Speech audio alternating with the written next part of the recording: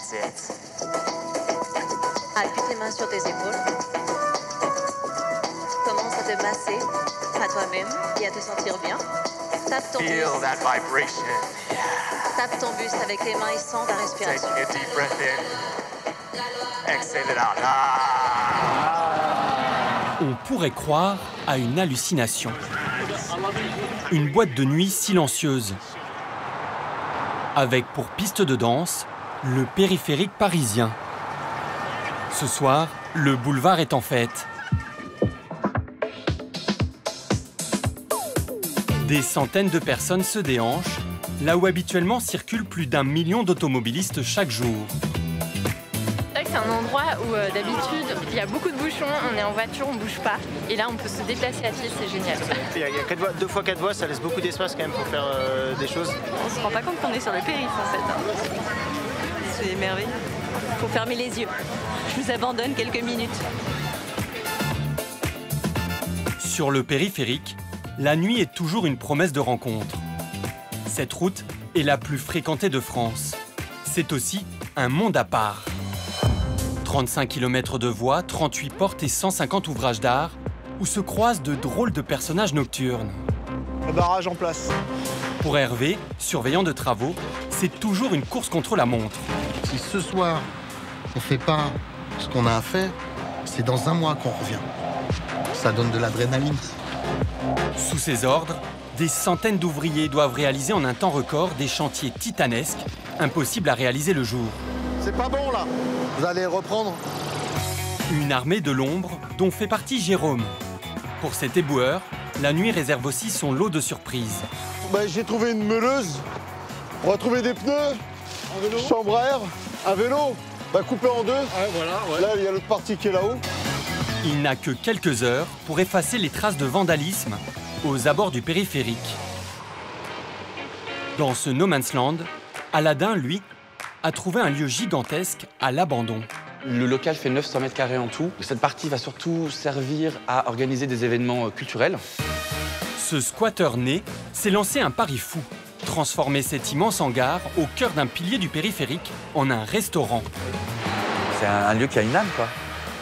Faut le respecter. Le périphérique de Paris a aussi sa propre police. À 26 ans, Océane vient d'en intégrer la brigade nocturne. L'ambiance la nuit, elle est quand même beaucoup plus intéressante. On ne sait pas ce qui peut se passer dans la nuit, on peut s'attendre à n'importe quelle intervention en fait. Entre course-poursuite Vas-y, cours. et police-secours, Monsieur, répondez-moi. Il faut me parler. Monsieur. elle va devoir sécuriser les 35 km de bitume qui entourent la capitale. On est censé finir à 6h40, donc ouais, des fois c'est très très long. La nuit, le périphérique est aussi un immense terrain de jeu pour les artistes en quête de sensations fortes. Là, le mur, il est vierge. Hugo est un graffeur qui veut réaliser un projet insensé. Peindre clandestinement dans le monde entier chaque minute contenue dans 24 heures. Donc là, le risque, c'est, je te dis tout de suite, c'est la patrouille. Pour la première fois, il s'attaque au mur du périphérique. Speed, faut pas qu'on soit vu là. Si la police arrive là, je cours. Et il est prêt à prendre tous les risques pour réaliser son œuvre. Je fais un petit tatouage sur le mur, quoi. Là, c'est la pure liberté. Tous vont nous faire découvrir les codes et les secrets du périph' à travers une nuit pas comme les autres.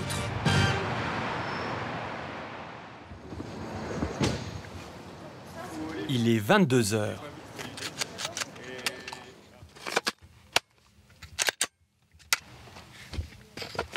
Quand on prend notre service, on ne sait pas ce qui peut se passer dans la nuit, on peut s'attendre à n'importe quelle intervention en fait. Dans le monde de la nuit, Océane est encore une bleue. Elle a intégré la brigade nocturne du périphérique il y a 6 mois. Une police créée en 1977, exclusivement dédiée au boulevard. Ce soir, elle embarque avec ses collègues dans la voiture répression. En fait, une berline banalisée. Ce qui est bien, c'est que nous on voit mais on n'est pas vu. Donc on va dire c'est ça le plus intéressant avec ce genre de véhicule. Et puis elles avancent bien. Donc du coup quand il faut rattraper les gens, c'est plus pratique.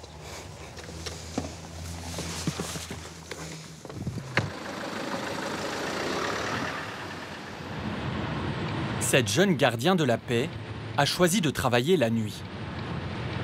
L'ambiance la nuit, elle est quand même beaucoup plus intéressante. C'est des gens qui vont en soirée, qui vont boire de l'alcool, qui vont fumer, Donc du coup, on a beaucoup plus d'interventions la nuit et le travail est beaucoup plus intéressant en fait. La nuit, sur le périphérique, le trafic est plus fluide qu'en journée et les conducteurs moins vigilants. En toute discrétion, Océane et ses collègues cherchent les infractions au code de la route. Comme cet automobiliste qui remonte par leur droite, téléphone au volant. Monsieur, vous sortez à la prochaine pour un contrôle! L'infraction est plutôt banale. Téléphone, hein? Mais la nuit, les contrôles peuvent rapidement prendre une drôle de tournure. Le contrevenant semble hésiter et soudain, il prend la fuite. C'était sûr. 135.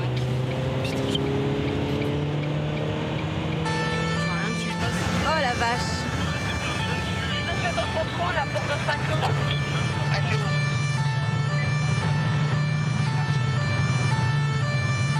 Les policiers rattrapent le fuyard. Oh! DMP 646. Mais il parvient à s'esquiver. On a un refus d'obtempérer au niveau de la porte de Bagnolet. On est en extérieur. Direction Bagnolet, il nous faudrait du monde. Direction Bagnolet, on aurait besoin de renfort SVP. Extérieur Lila, une Alfa Romeo blanche. À plus de 140 km/h, le chauffard slalome dangereusement. Qui passe sur la 135 pour nous trouver des renforts. Merde, on va sortir. Non, il sort pas, il sort pas. 135. Il y a une V46, on est au niveau de porte des Lilas. 135. Putain, on n'accroche pas. Porte de Pantin. Putain, ça accroche pas, ça accroche pas. Ah, merde, je savais que je Vous êtes peux prêts à bondir ou pas? Normalement là, 135 ou 137? Vous êtes prêts à bondir, il sera bloqué. Oui. Oh, l'abruti, il a cartonné, Vite, vite!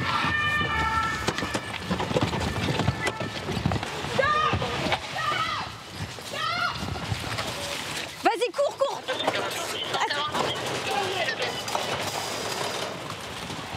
Il est où?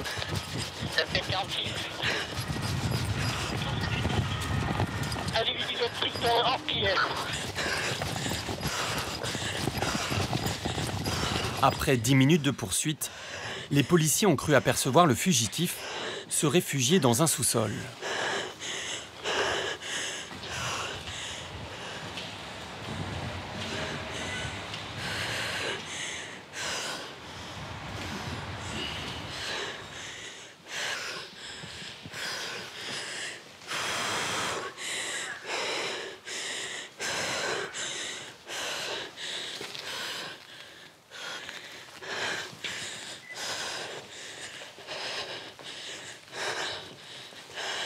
Est-ce qu'il va par là? Faut regarder tous les VL aussi. J'ai regardé tout le long là-bas. Il y est pas.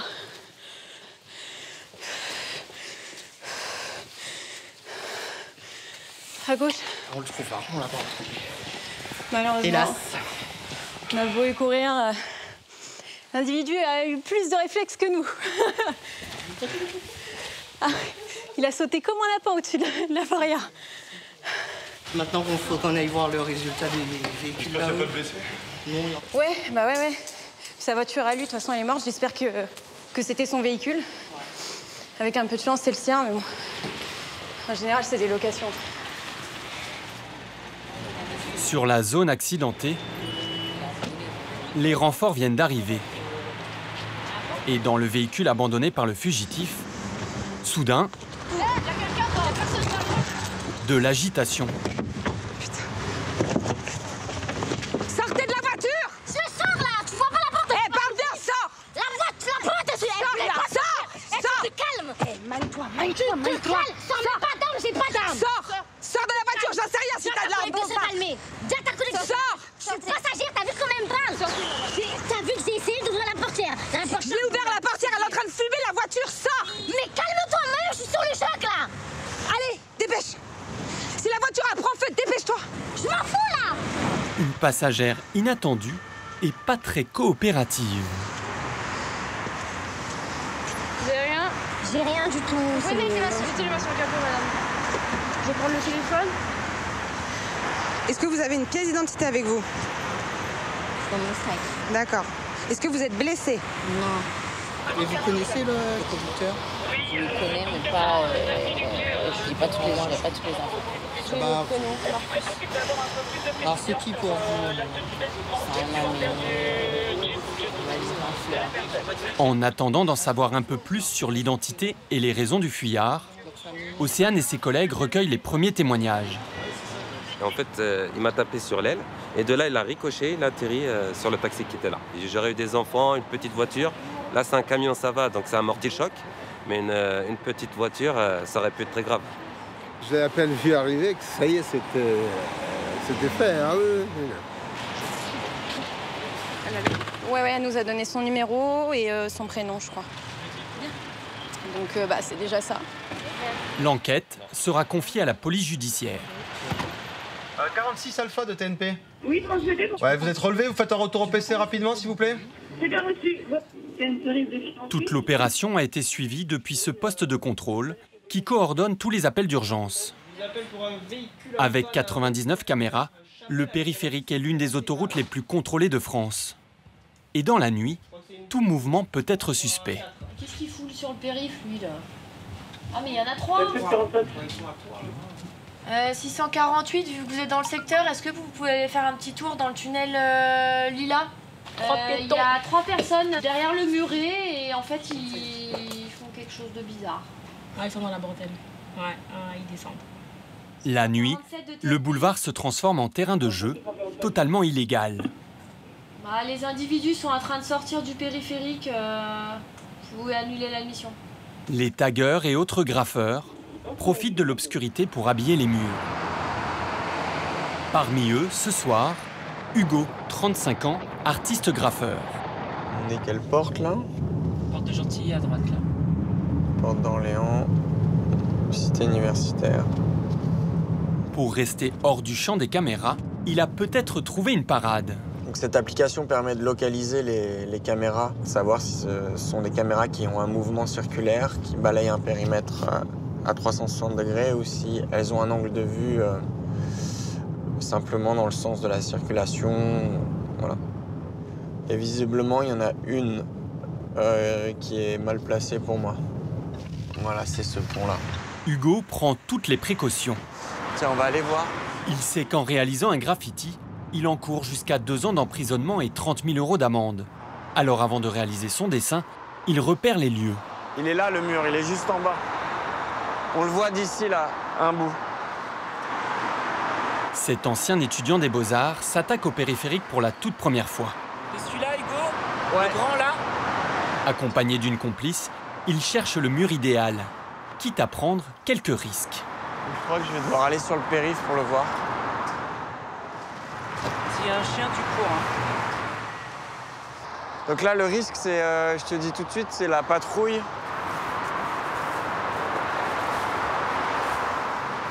Là, le mur, il est vierge. Hugo en avait le pressentiment. Un fourgon de police vient de ralentir. Faut pas trop s'attarder.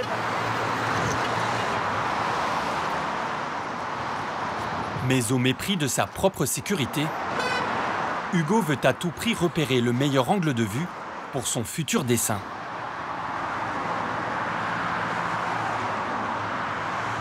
C'est un plan qui est finalement bien parce qu'il y a une bonne surface et la caméra peut être relativement discrète ici. J'essaie de réfléchir comment pourrait s'inscrire dans ce décor la peinture que je souhaite faire. 1 minute. Laquelle? À quelle heure? Car à la différence des taggeurs, Hugo ne signe pas son nom sur les murs. Mais il peint l'heure précise à laquelle il commence son graffiti. Singapour, La Réunion, Buenos Aires, Hugo dessine clandestinement sur les murs du monde entier. Son but, représenter chaque minute contenue dans 24 heures pour créer une horloge vidéo.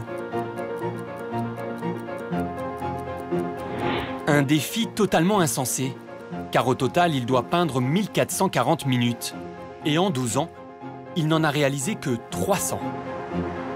La prochaine, il la voudrait pour la première fois sur le périphérique parisien. C'est un lieu où il y a beaucoup de passages et d'écrire l'heure ici, ça fait sens pour moi. Parce que là, ça pourrait être un spot pas mal. Après quelques kilomètres de recherche, Hugo et sa complice ont peut-être trouvé le support parfait. Ah, il est bien ce mur.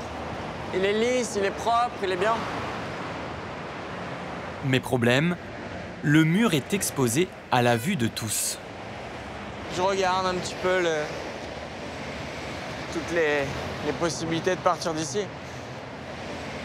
Si jamais je dois vite m'enfuir, ça va me faire écraser. Sur ce grand mur, encore vierge, la peinture de Hugo serait visible du plus grand nombre. Mais l'opération en sera d'autant plus dangereuse. Pour l'instant, la police est sur une autre opération d'envergure. La fermeture exceptionnelle d'une partie des voies. La brigade du périphérique réalise un barrage mobile. Une manœuvre toujours délicate. La circulation qui est derrière nous est à 70 km/h. Et progressivement, on baisse notre vitesse pour se stabiliser entre 20 et 30 km/h pour qu'après, les véhicules de la mairie puissent aller faire les barrages au niveau de la porte de Bagnolet.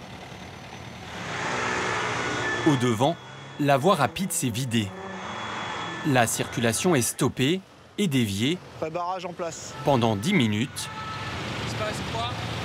Bravo. Le temps pour les employés de la voirie de fermer les accès. Oui, bonjour, c'est Hervé à l'appareil. Est-ce que je peux rentrer? Ok, je te remercie. Bonne soirée.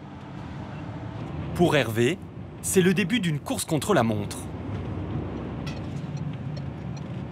Il ne dispose que de 6 nuits par mois pour effectuer des travaux impossibles à réaliser le jour. On a jusqu'à 5 heures demain matin pour faire nos chantiers ou en faire le maximum et mettre en sécurité avant que la réouverture se fasse. Et ça, ce challenge-là, c'est vraiment super. Ça donne de l'adrénaline. Hervé est surveillant de travaux. Guillaume, tu as regardé un peu dans quel état c'était les entrailles? Ok, tu me tiens au courant dans la nuit quand tu les as vus? Sous sa responsabilité, plus de 200 ouvriers doivent s'activer en un temps record pour effacer les stigmates de la circulation. Construit en 1973, le périphérique est un vieux monsieur qu'il faut entretenir aussi régulièrement que scrupuleusement. Regardez, là vous avez une fissure qui commence à être conséquente, qui se voit bien. Donc si on le laisse comme ça, à terme, ça va devenir ça. La priorité d'Hervé, c'est la sécurité des usagers. Voilà, ça devient ça. Et c'est vraiment là où les motards, par exemple, passent d'une façon systématique. Et ça, c'est dangereux. Pour éviter au maximum ça, on fait du pontage. En urgence, les crevasses sont colmatées avec un nouveau revêtement. Avec 1 million de véhicules par jour, les voies s'usent rapidement, 4 fois plus qu'une autoroute normale. Mais ce soir, Hervé n'a qu'une nuit pour sécuriser 12 km de voies. Il y a toujours de la pression. Il est minuit et demi et ils ont fait que cette partie-là pour l'instant. Donc il y a encore les 30 mètres à Montreuil. Il y a 2 autres points à faire dans la nuit. Mais un imprévu pourrait bien empêcher Hervé de rouvrir le périphérique dans les temps.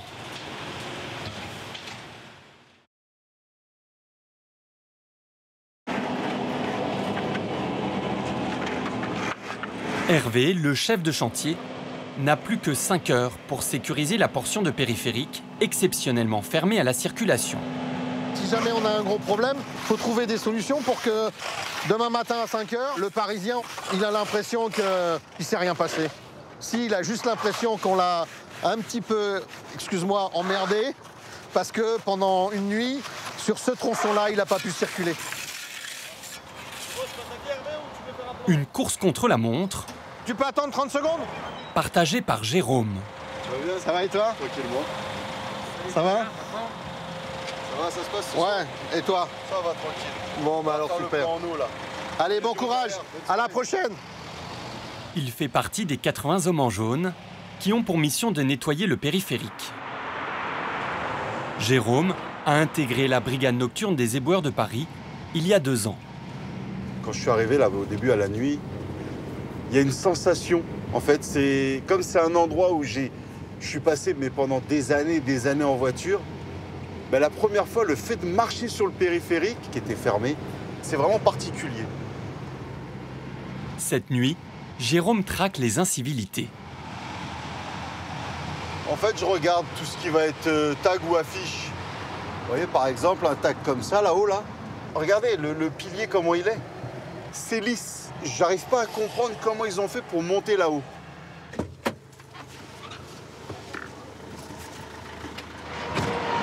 Jérôme et ses collègues n'ont que 5 heures pour nettoyer près de 15 km de voirie, mètre après mètre. Après, on va prendre l'appel bleu, on fera les finitions après. On ramasse le plus. Et les abords du périph' cachent toujours des trésors insoupçonnés. 1, 2.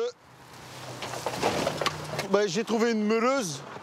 On va trouver après tout ce qui va être déchets, canettes, bouteilles, tout ça.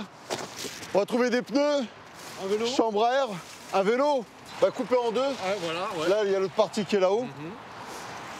Il y a des paniers de vélo. Apparemment. Et puis après, ouais, tout ce qui va être déchets. Alors là, on tombe vraiment sur des trucs. On se demande comment c'est arrivé là, ce que ça fait là. Un inventaire plutôt surréaliste. Après, je sais pas si ça se dit, hein. Moi, j'ai déjà trouvé, j'ai dit des Tampax, par exemple, des Tampax. Donc on se demande sur le périphérique comment on fait pour retirer, jeter un Tampax. Tout ce qui va être couche, des bouteilles d'urine, les gens jettent. Et puis j'ai des collègues qui ont déjà trouvé un sextoy.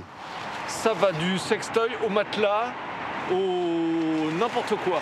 On pourrait même tenir un magasin de brocante. Donc voilà, t'avances un peu. Et Jérôme n'est pas au bout de ses surprises.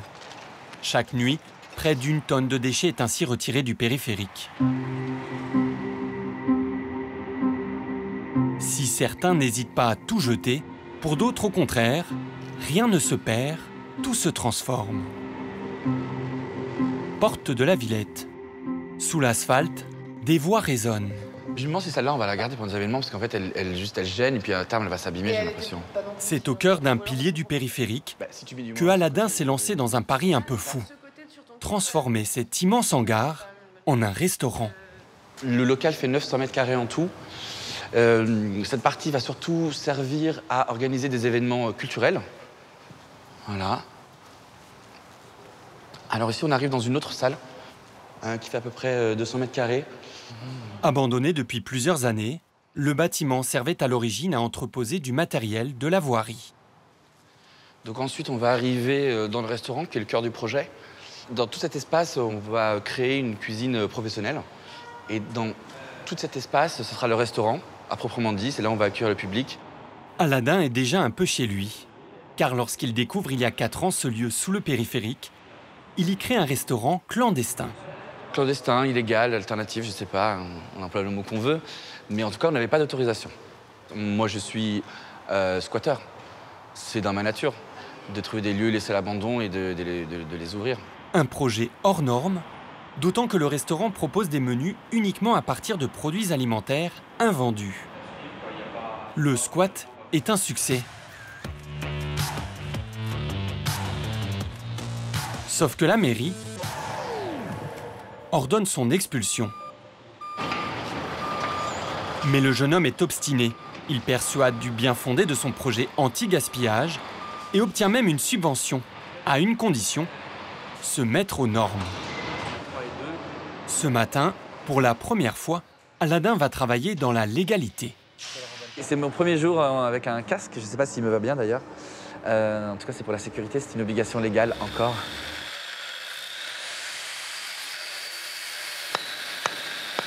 Après 1 an de négociations, le chantier peut enfin commencer. Maçonnerie, électricité, plomberie, éclairage, cuisine. Il faut tout rénover. Coût estimé des travaux, 400 000 €. La travée centrale, le dégagement ici, la grande pièce là. Cette fois, Aladin a donc fait appel à une architecte qui doit répondre à un cahier des charges techniques strict. Le lieu est classé ouvrage d'art, impossible de toucher à la structure ni perturber le trafic. Il y a un étage entre périph' et nous. On n'entend pas les voitures qui passent.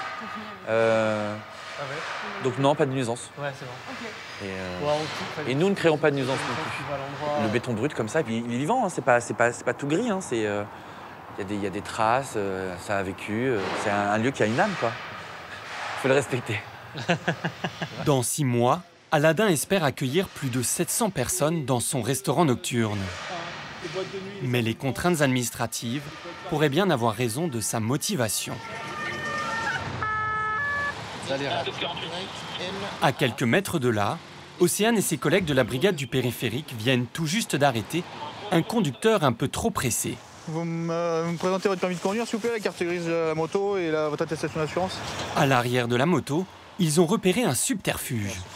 La plaque d'immatriculation est volontairement en partie masquée. C'est pas arrivé comme ça à la Grèce, monsieur. Je suis motard aussi, je sais comment ça se passe. Hein. C'est une bonne technique, mais elle est connue du coup. Vous pourriez prendre 135 € pour plaque illisible, plus 90 € du test excessif. Moi, je suis prêt à prendre la sanction qu'il faut, monsieur. Le problème de la plaque, c'est que bon, y a une petite tradition dans les motards, ils essayent de cacher pour que quand ils sont flashés ou autres, on ne puisse pas reconnaître leur plaque.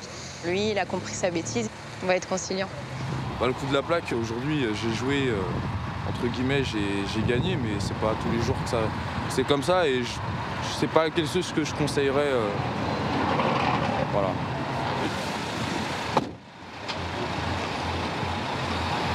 Si les policiers ont été indulgents, c'est aussi parce que cette nuit, tous les équipages sont réquisitionnés pour une opération exceptionnelle. Car plus le trafic est fluide, plus les excès sont importants.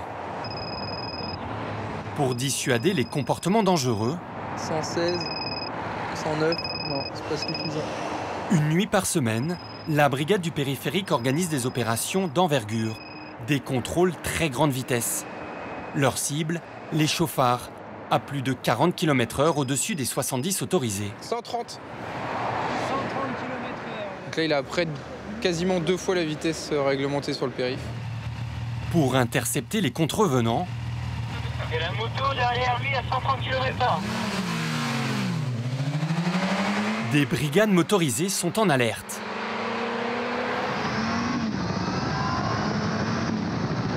Ils n'ont que quelques centaines de mètres pour rattraper les chauffards et les conduire sur le dispositif où Océane et ses collègues les attendent de pied ferme. 116. 100. Ouais. Merci. 124, Benjamin. 124 là. À chaque excès de vitesse, c'est le même rituel. Océane réalise un dépistage de stupéfiants ou d'alcoolémie. Monsieur, vous allez faire un souffle long et continu. Allez-y. Plus fort. Et bien souvent... Vous êtes positif, monsieur? Mais non, je suis pas positif. Monsieur... C'est pas possible, j'ai bu un verre il y a 5 heures. Vous êtes positif. C'est écrit, c'est pas moi. Donc vous vous permettez de rouler à cette vitesse-là en ayant consommé de l'alcool? J'ai un ami, j'ai bu un verre il y a 5-6 heures. C'est pas possible, monsieur. Ça marche, hein, vous savez, on le fait sur tout le monde. Il y a 5-6 heures. Bah, vous êtes positif, monsieur. On y va, allez. Allez, monsieur. Même pris en flagrant délit, certains n'hésitent pas à argumenter pour éviter la sanction. Je suis pressé, j'ai une urgence. J'ai un ami qui est à l'hôpital, qui est dans un état cérébral, mort cérébral, à l'hôpital, à Chambre 17. Ça change rien. Ça changera rien. Chaque contrôle, on a des excuses différentes. Soit c'est ma femme va accoucher, on l'a beaucoup celui-ci. Ma femme va accoucher, donc il y a beaucoup d'enfants, hein, surtout la nuit au milieu du périph', c'est impressionnant. Mon ami est à l'hôpital, je suis en retard au travail, enfin on a toutes les excuses possibles, quoi. Après 3 heures d'opération, On y va 35 excès de vitesse ont été relevés. Plus de la moitié d'entre eux ont fait l'objet d'une suspension de permis de conduire. On a de nouveau un cannabis et un machin, c'est foutu là. On en a une qui part. Et la nuit n'est pas encore terminée pour Océane. Le feu, il chauffe le plastique, du coup ça chauffe mes mains. On est censé finir à 6h40, donc ouais, des fois c'est très très long.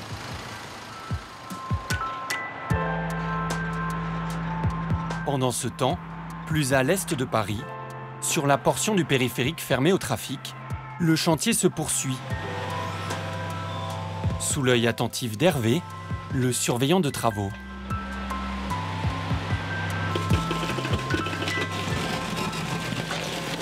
J'adore.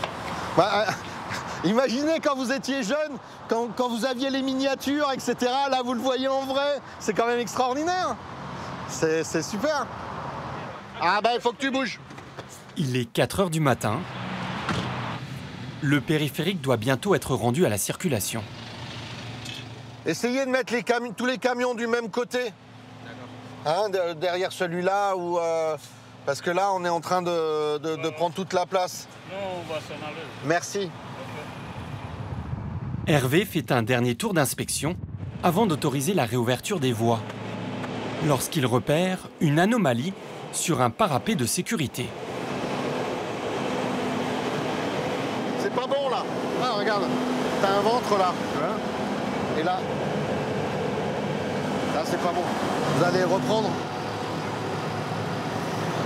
C'est pas le top. Les choses, il faut les faire bien du début jusqu'à la fin. Il y a un esthétisme aussi quand même. Je sais que le périphérique, on s'en fout un peu, mais non, pas tout à fait, quoi. Il faut qu'il reste quand même présentable. Non, mais... Problème, il manque du béton pour terminer l'ouvrage et le chronomètre tourne. Ouais, il leur faut à peu près 1 heure pour s'occuper de la machine. Donc, à 5h moins le quart, il faut qu'on soit sorti. Obligatoire 5 heures. Non loin de là, Jérôme a troqué sa pelle et son balai pour un rouleau de peinture. À chaque fermeture, les éboueurs doivent aussi jouer les Picasso du périphérique. Il faut recouvrir de carrés blancs les traces des taggeurs. Bah, je sais pas s'il y en a qui appellent ça de l'art, mais on n'a pas la même notion du mot art. C'est moche, c'est horrible. Ça dénature, ça veut rien dire, c'est... Je sais pas si c'est pour revendiquer quelque chose, je sais pas, mais c'est moche. Mais face à l'ampleur de la tâche, les moyens sont dérisoires. Eux, ça leur prend avec leurs bombes, ça va leur prendre 10 minutes à faire, mais nous, à enlever, c'est plus d'une demi-heure. C'est vrai que c'est une galère aussi avec le rouleau.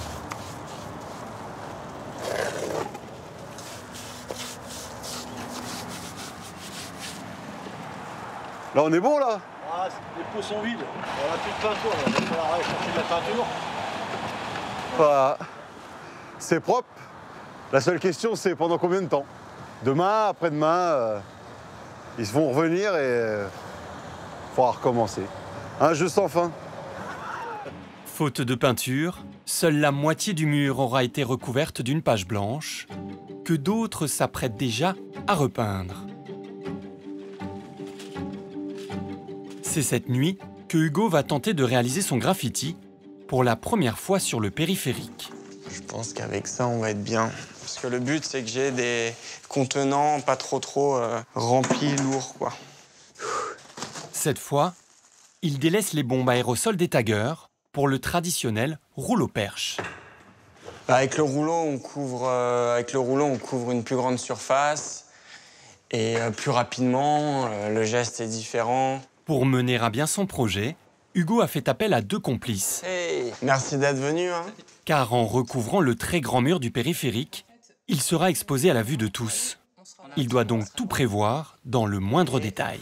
Je vais cacher des affaires ici dans les plantes. Et j'aurai besoin au début peut-être d'un coup de main pour ramener tout. D'accord. Et il faudra garder sur le pont la caméra et le trépied. Ok. Pas peur, Laurence? Pas très rassuré pour ce soir. J'ai pas envie de finir ma nuit au poste. Hugo connaît parfaitement les risques.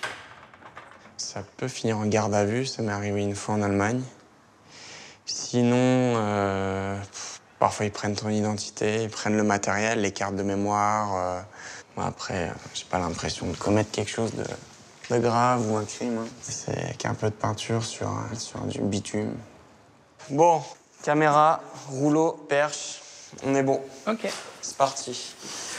Ça marche. Hop. Hugo considère son travail comme une œuvre d'art. Ouais. Mais aux yeux de la loi, c'est un acte de vandalisme. Il encourt jusqu'à 2 ans d'emprisonnement et 30 000 € d'amende. Ouais, y a quelqu'un sur un banc pile là où on voulait aller, à peu près. Alors je te remonte d'ici. Là c'est trop petit, faut zoomer. Ah, c'est pas mal. Hein. Tu vois comme ça? La pression monte, je suis pas très tranquille. J'ai un peu la trouille aussi. Je sais pas, que tout se passe bien, qu'on soit pas ennuyé par des gens, qu'il n'y ait pas les flics qui débarquent, voilà, qu'ils puissent peindre tranquillement. Allez, on y va. Bon là, c'est là où il faut aller vite et être discret. On passe, on traverse.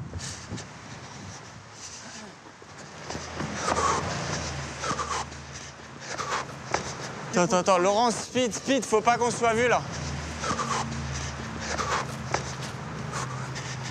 Vas-y, tu peux y aller, Laurent. Tu remontes? Ouais.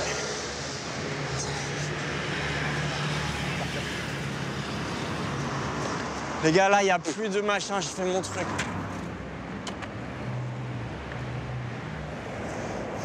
Je crois que ça va être un 4h35 dans quelques minutes. Il est 4h35. C'est donc cet horaire que le graffeur doit inscrire. Je vais habiller le mur. Mais Hugo pourrait bien être interrompu à tout moment.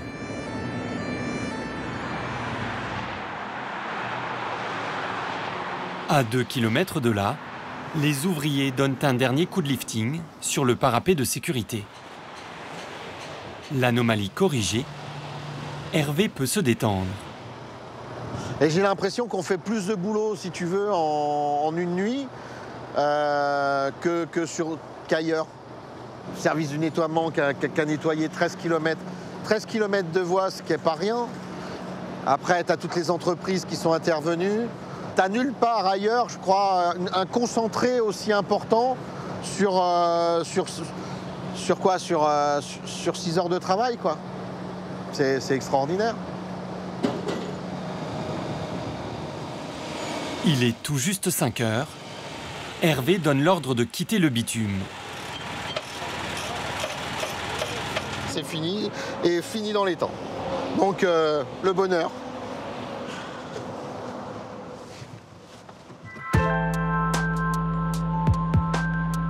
Le périphérique peut être rendu à ses tout premiers usagers du matin. Bon réveil avec RTL, il est 5h30. Infos avec ça. Parmi eux, Aladin. Oui, voici, je pars à 7h pile. Je pars à 7h pile. Avec son équipe, il est à la recherche de fournisseurs pour son restaurant qu'il voudrait ouvrir sous le périphérique. Direction le marché de Rungis. Oh waouh, il fait froid. Bonjour.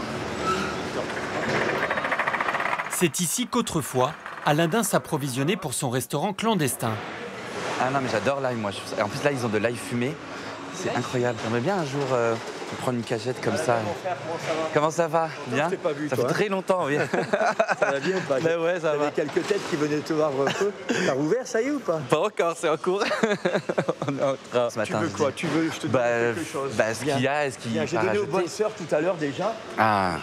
Contrairement aux autres clients, Aladin ne choisit pas ses produits. On va pas tout faire tomber quand même. Attends, viens là, viens ici. Mais il récupère ce que les autres n'ont pas voulu acheter. C'est la période des potimarrons.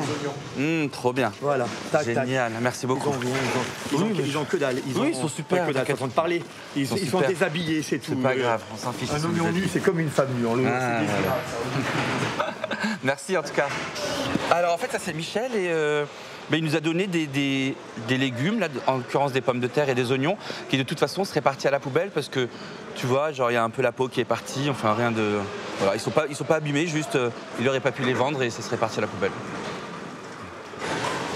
Aladin a fait de la lutte anti-gaspillage une philosophie de vie. Son établissement sera donc Frigane. Il ne proposera que des produits invendus. L'objectif, c'est de récupérer des fruits et légumes qui vont servir aux chefs qui vont concocter un menu avec donc une entrée, un plat et un dessert. Voilà. Le but final, c'est de sensibiliser les Parisiens et les Franciliens au gaspillage alimentaire. Rungis est le plus grand marché d'Europe. Rien que pour le secteur fruits et légumes, il y a près de 230 grossistes. Bonjour. Je voulais savoir si vous avez des fruits ou des légumes à jeter aujourd'hui, de ce qui partait un peu à la benne. Je pense pas. Hein. Non, pas aujourd'hui. Bon, ça arrive, c'est cool. Merci à vous. Bonne journée. Autant de donateurs potentiels à des marchés. Bonjour. Je voulais savoir si vous avez des fruits ou des légumes à jeter aujourd'hui. Non, il n'y a rien qui part aujourd'hui. Je donne aux bonnes sœurs, mais ah, on pas, hein. Vous avez bien raison de donner aux bonnes sœurs, c'est important. Et là, vous avez des choses aujourd'hui ou pas? Non, c'est pas grave. Bonne journée. On va bien trouver quelque chose. Hein. Ah, ça, ils sont un peu abîmés, c'est exactement ce qu'on veut. Bonne journée. Ah, c'est toi et ta chance. Voilà. Aujourd'hui est un jour fastidieux, mais ça rend tout ça plus intéressant. On essaye un autre hall, celui d'après. Je veux savoir si vous avez des fruits et légumes à jeter aujourd'hui. Je ne sais pas à la benne, non, pas aujourd'hui. Ça arrive. Mais non, il ne faut pas vous excuser, s'il n'y a rien, tant mieux. Ça veut dire qu'il n'y a pas de gaspillage. Exactement. Ça, c'est une bonne chose. Il ne faut pas vous excuser. Bonne journée. Au revoir, Philippe. Aujourd'hui, pas de quoi approvisionner tout un restaurant. Ça donne faim. Juste quelques courgettes, oignons, pommes de terre à partager avec son équipe. C'est pas grave, on va revenir dans 2 jours. Aladin va devoir encore se battre. D'autant que, de retour sous le périphérique, il manque surtout un élément indispensable au futur restaurant, la cuisine.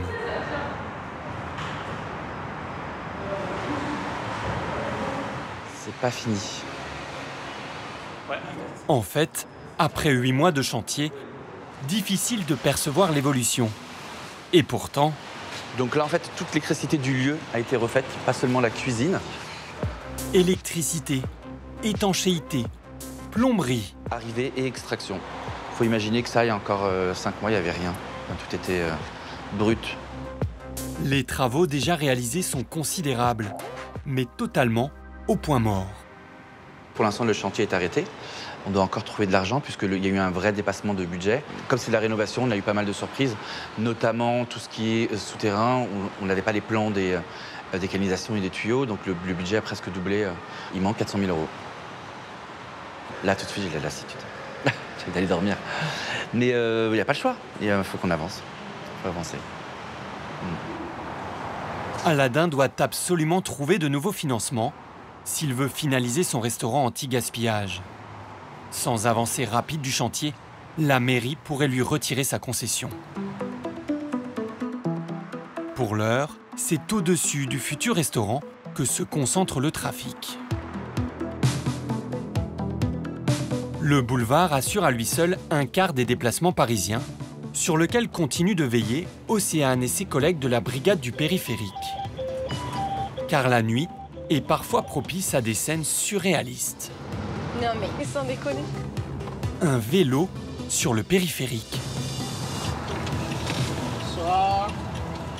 C'est dur, hein. On continue, on avance. On continue. Continuez. Sur ces voies sans bande d'arrêt d'urgence, et vous allez prendre la prochaine sortie. L'espérance de vie d'un piéton est estimée à moins de 15 minutes. J'essaye d'avertir au mieux les véhicules derrière pour que les personnes ralentissent et qu'on évite la collision.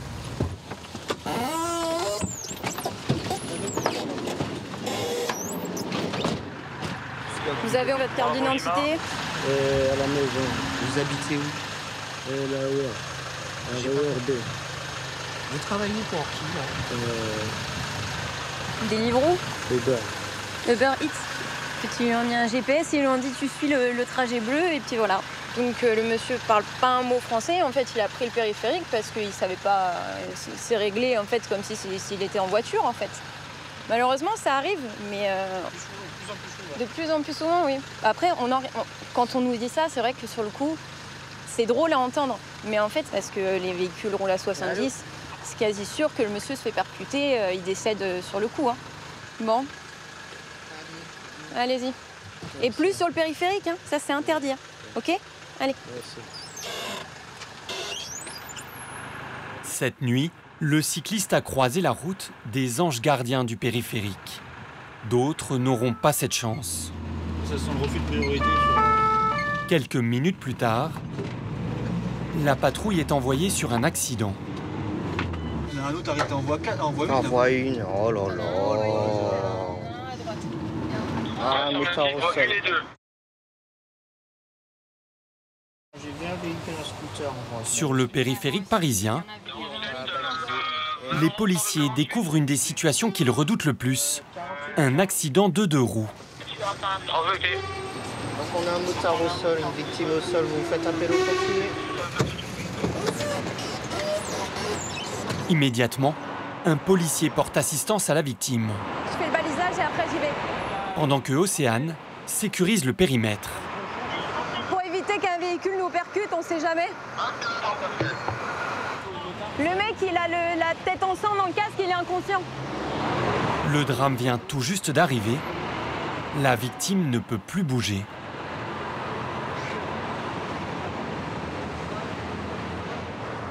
Ça va, monsieur? Mais non, vous n'allez pas mourir. Non, monsieur. Monsieur, on va continuer à parler, d'accord? Vous vous appelez comment? Monsieur, répondez-moi, s'il vous plaît. Vas-y, réponds, s'il te plaît. Monsieur, répondez-moi. Monsieur, faut continuer à me parler. Monsieur. Monsieur, vous vous appelez comment? On agit, on attend les pompiers. Le motard a été éjecté après avoir percuté un véhicule. La carrosserie témoigne de la violence de l'impact. J'étais en train de rouler sur cette voie. Le monsieur vient à pleine vitesse, il m'a percuté en arrière. Ils sont là bientôt, t'inquiète pas. Tu restes avec moi, ok? On continue de discuter. Reste avec moi. Ils sont là, les pompiers.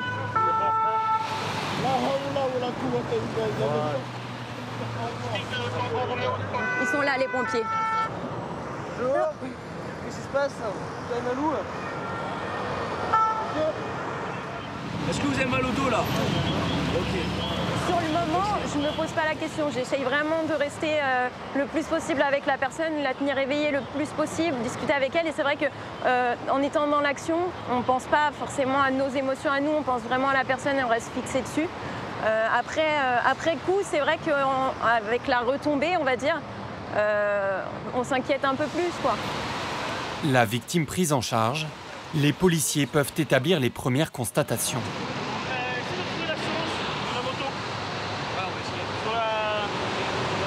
Ils cherchent les indices permettant d'expliquer les causes de l'accident. De son côté, Océane doit déterminer si le motard pilotait sous l'emprise de l'alcool ou de stupéfiants. Ouvrez la bouche. Ouais, mais c'est pas parce que vous êtes affaibli qu'on ne peut pas ouvrir la bouche. Allez, ouvrez la bouche. La victime n'a finalement que quelques plaies et contusions. Et étonnamment, le motard a suffisamment repris conscience pour refuser les prélèvements réglementaires. Monsieur, ouvrez les yeux là. Le ton monte. Eh oui, monsieur, arrêtez de faire semblant. Un souffle long et continue. Allez, Pourquoi je fais semblant? soufflez. Allez. Je vais souffler, on va me mettre une amende. Et après, Mais non. travailler. Eh monsieur là, C'est arrêtez rien. de gueuler. Allez, monsieur. Allez, on souffle une dernière fois. Un grand souffle. Fort. Ouais, c'est bon. Ouais. Je sais pas si ça va donner quelque chose. Mais... Bon, alors le monsieur, son stupéfiant est négatif, mais par contre, il était alcoolisé. Il est positif. Alcoolisé, le motard roulait aussi sans assurance ni permis moto. Une fois soigné, Océane doit donc le conduire devant un officier de police judiciaire. On va dire c'est un deuxième début de nuit. Sur le périphérique, pour Océane, certaines nuits n'en finissent pas de finir.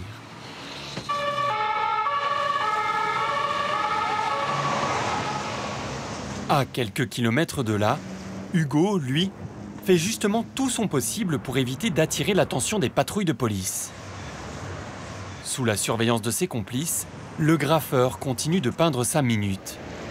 Pour le moment, sans être inquiété. Non, c'est du plaisir. C'est marrant, enfin. Moi, ça me détend, là, maintenant, voilà. J'essaie de m'appliquer parce que je sais pas envie de mettre une petite bouse, là, rapide. J'ai envie de me faire un petit truc qui... Je fais un petit tatouage sur le mur, quoi. C'est la pure liberté. Mais en s'attaquant à un mur d'aussi grande dimension, Hugo prend plus de temps que prévu. Là, faut que je fasse un petit peu plus vite parce que je suis exposé face aux voitures. Laura, pas besoin de blanc là. En termes de contraste, c'est bien. Après 2 heures de travail, l'œuvre du graffeur a pris forme. Elle est placée, elle épouse la forme de l'architecture, ça va. Moi, je suis content, c'est une minute de plus dans la collection. Mais Hugo n'est jamais totalement satisfait. J'avoue que là, ça devient un peu stupide de ma part, mais j'ai envie de... On est un artiste ou on ne l'est pas. C'est juste là que de loin, je veux que ça fasse... pas parfait, mais un minimum carré, logique. Wow! Il est déjà 6 heures du matin. Hugo n'est plus protégé par l'obscurité de la nuit. Allez, on se casse. Là, ça sera vraiment trop bête de se faire attraper maintenant. Ouais, il est beau, hein, j'aime bien. J'aime bien aussi comment il est fait.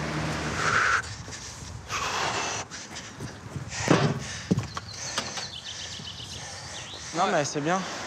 C'est marrant, cette lumière jaune qui jaillit maintenant. Laisse encore 2 minutes. Je pense pas que ça va rester. Ça va certainement se faire nettoyer d'ici 1 mois ou 2. Hugo aura réussi à retenir la nuit, le temps d'un instant au moins.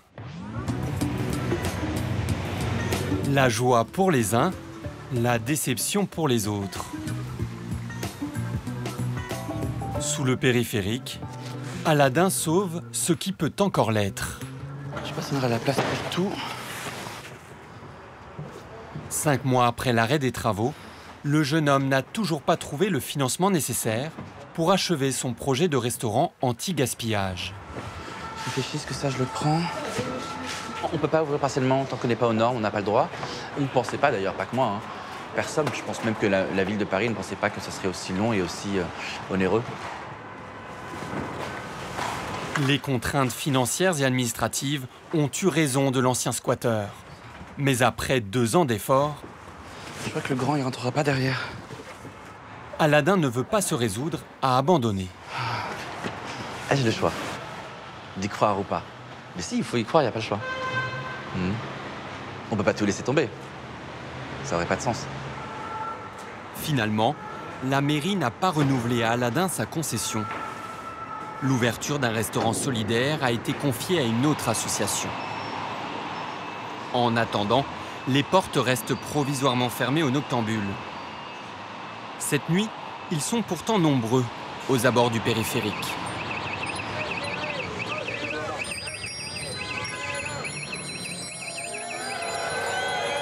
Porte de Pantin.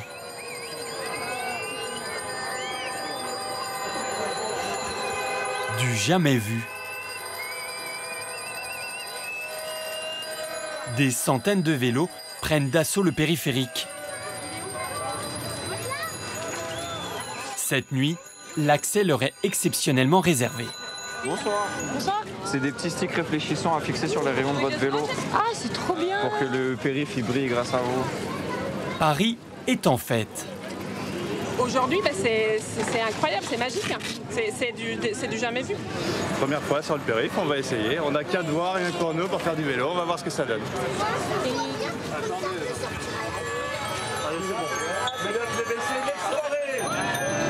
À l'occasion de la Nuit Blanche, le périphérique est transformé en vélodrome.